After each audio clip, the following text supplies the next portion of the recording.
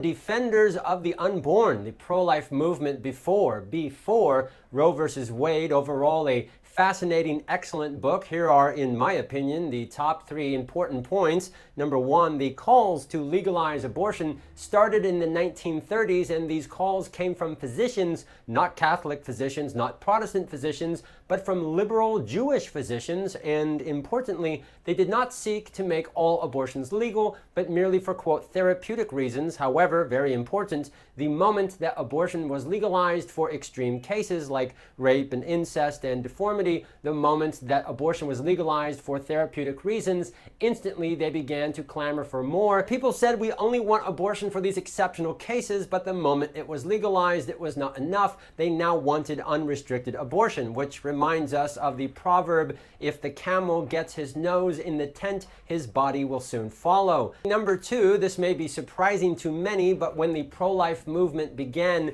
it was very progressive, politically left, and concerned about social justice. Many of the people who created the first right-to-life organizations were Democrats. It was not characterized by conservatives, not Republican. In fact, quite a few of the people who legalized abortion were Republicans. The makeup and demographics of the pro-life movement before Roe versus Wade were very, very different than what they are today. Even if this was the only point that you wanted to read about, the book is still worth getting just to learn about this history. It's a fascinating story. And number 3, by the 1970s, the reasons why Catholics were involved in the pro-life movement were quite different to reasons for involvement by evangelicals. Catholics tended to see abortion as a human rights issue, whereas evangelicals tended to see abortion as part of a broader breakdown in morals resulting from the sexual revolution. No matter what you believe or do not believe about abortion, I think what everyone can appreciate about this book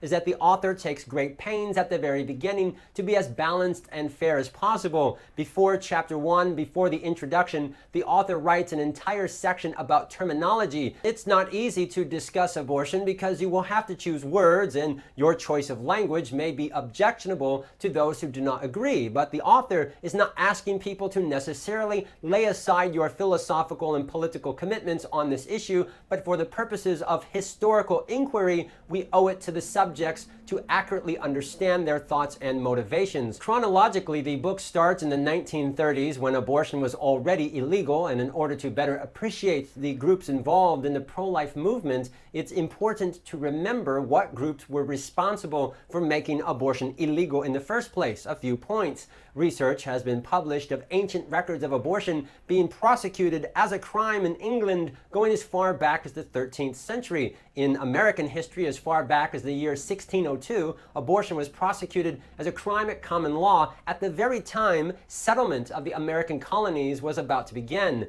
Due to the improvements in technology during the 19th century, this made abortion not only safer for the mother, but also more common. The American Medical Association began the Physicians Crusade against abortion for the purpose of protecting unborn children. And even though the nation was very divided on slavery, it was not divided on abortion. Anti-abortion legislation passed unanimously with little to no resistance, so that by 1900, every state had laws against abortion. And while the main group lobbying to make abortion illegal consisted mainly of Protestant physicians, they were not alone. Every recognizable social group in society, not only doctors, but lawyers, clergy, journalists, and feminists opposed abortion. The Catholic Church largely remained silent on abortion in the 19th century in the United States. In fact, one strand of anti-abortion rhetoric expressed a strong anti-Catholic feeling. During the 19th century, Catholics generally were not involved in legislative efforts to craft legal prohibitions of abortion.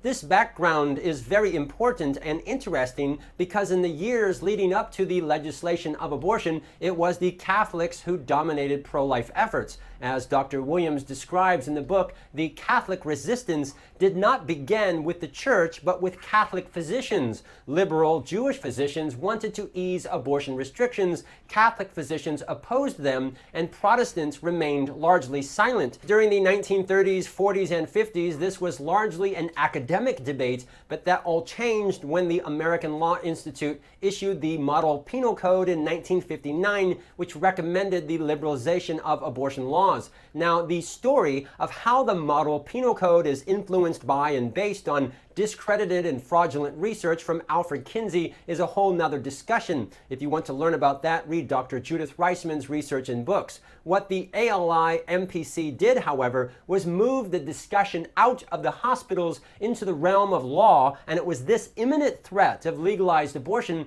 that prompts the beginning of what we now today call the pro-life movement. Now, as I read this book, I personally am interested in the religious makeup of the pro-life efforts, so I'll summarize several points which I found noteworthy. First, in the 1960s, Catholics dominated pro-life efforts and in many instances were very successful in blocking abortion legislation. Dr. Williams also tells stories how Catholics were so successful that they gave up and stopped fighting. These early victories probably made Catholics overconfident. While they rested on their laurels, the pro-abortionists came back and made significant gains. Pro-lifers underestimated the zeal and persistence of the abortion lobby. And second, while Catholics were the largest voice, they were not the only voice. Several prominent Protestants joined to speak against abortion. Unfortunately, most Protestants were either silent or in many cases actually supported abortion. Third, Dr. Williams recounts several sad stories where Catholics appeared before lawmakers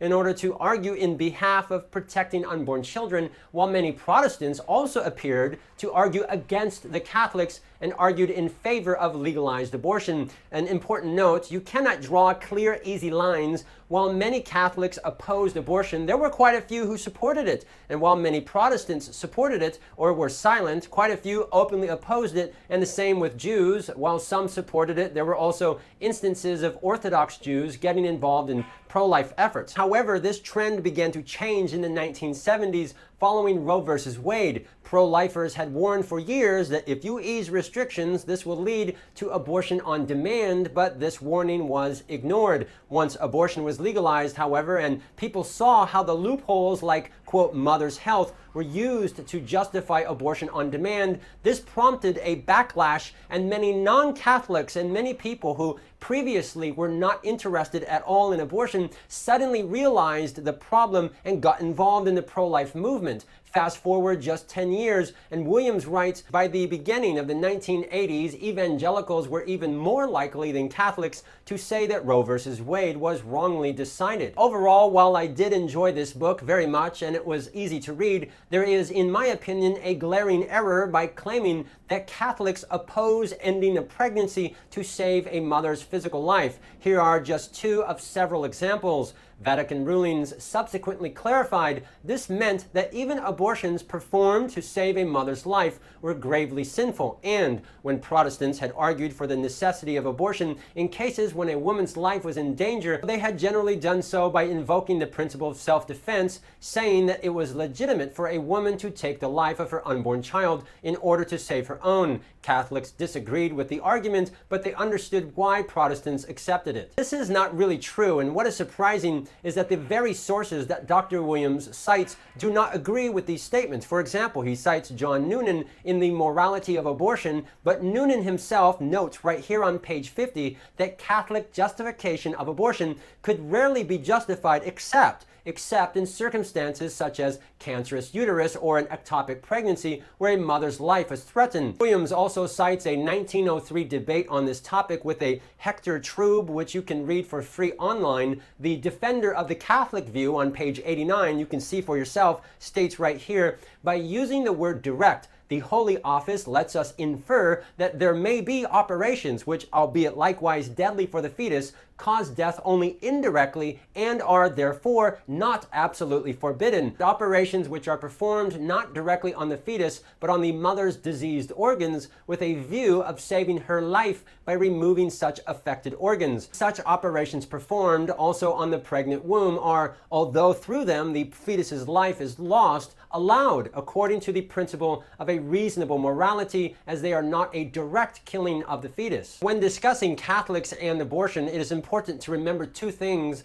the difference between direct and indirect abortion and technology. Catholics, especially in the last 100 or so years, have condemned abortion, but they use the word direct. For example, if 100 years ago, if a woman's pelvis were too small and the baby was too big, some physicians supported the horrific operation of a craniotomy, where they would crush the baby's skull. This was condemned because it was a direct attack on the child. However, it's important to remember the time period. This was the late 1800s until about the 1940s, when medical technology, surgical techniques, and advancements in antibiotics, antiseptics, and anesthetics made it possible to safely perform cesarean sections. Before this time, a CS was very dangerous and almost always fatal. For example, according to one estimate, not a single woman survived a CS in Paris between 1787 and 1876. So this is the key point. Because of advances in medicine, the former cases where people would perform, for example, a craniotomy were no longer necessary. The problem is that Dr. Williams' book starts chronologically in the 1930s, with the bulk of the book focused on the 1960s, when such medical advances were already available. But his statements about Catholics as being opposed to intervention to save a mother's physical life fail to clarify the important distinction between direct and indirect, and in doing so, I believe, reinforces an unfair and inaccurate characterization of Catholics. And if he made this statement just one time, that's one thing, but for some reason Dr. Williams repeats this same claim over and over at least 3 separate times throughout the book. And for the record, I am not a Catholic. I've never been a Catholic, and I have no interest in being Catholic. I did, however, personally contact Dr. Williams, who graciously responded to me with a detailed email, and so I'm very thankful for that. He does understand the distinction of direct and indirect, but decided that it was beyond the scope of his argument for this book.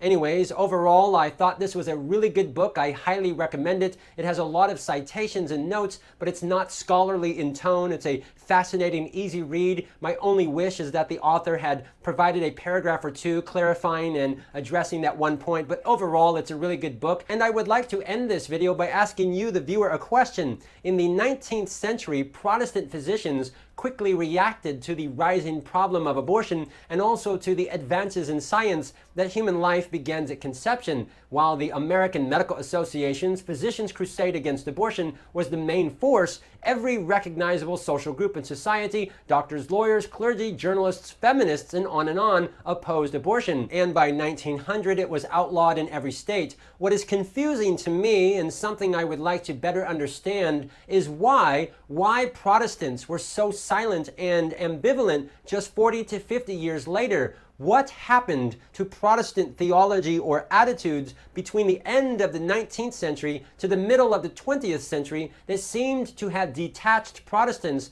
from publicly and vocally opposing abortion? Dr. Williams suggests of one segment of Protestants that evangelicals remained on the sidelines because they were suspicious of Catholics and because they lacked a clear theology of when human life began. What do you think? Is there any truth to that? And also, why is it that Protestants today completely ignore their history from the 19th century, when all of these Protestants, especially physicians, loudly condemned abortion and worked tirelessly to make it illegal? Protestants today say nothing, but when Catholics do the exact same thing, all of a sudden they are suspicious. Does that make any sense to you? There is a great irony that it was the Catholics who were seeking to preserve anti-abortion laws that Protestants had put in place. How do we make sense of that? Let me know what you think in the comment section down below.